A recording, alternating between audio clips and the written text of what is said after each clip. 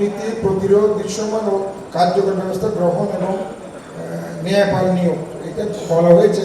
এখানে আমার প্রশ্ন হচ্ছে, গত কয়েকদিন আগে দেববী ভট্টাচার্য একটা শ্বেতপত্র প্রকাশ করেছেন এবং এখানে কুইক রেন্টালের নামে এবং বিভিন্ন ব্যাংক থেকে যে টাকাগুলি বিদেশে চলে গেছে, এগুলো আনার ব্যাপারে আমাদের সরকার আমাদের আসে ইনশাল্লাহ, তখন কী ব্যবস্থা নেওয়া হবে? বিষয়ে অনেক টাকা, ২৮ লক্ষ কোটি টাকা বিদেশে চলে গেছে, এই টাকাগুলি আনার ব্যাপারে আমাদের কী ধরনের পদক্ষেপ নেওয়া হবে, এটাই আমার প্রশ্ন। ধন্যবাদ। যেটা বলেছেন, আমি আরেকটা জিনিস অ্যাড করবো এখানে।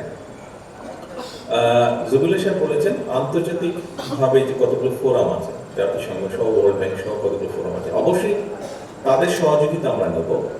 এর বাইরেও আন্তর্জাতিকভাবে কতগুলো প্রাইভেট সংস্থা আছে, তাদের সাথেও আমরা কথা বলবো। অর্থাৎ আমাদের দেশের সম্পদ, দেশের মানুষের সম্পদ যে এনে দিতে পারবে, আমরা তার সাথেই কথা বলবো, তার মাধ্যমে আমরা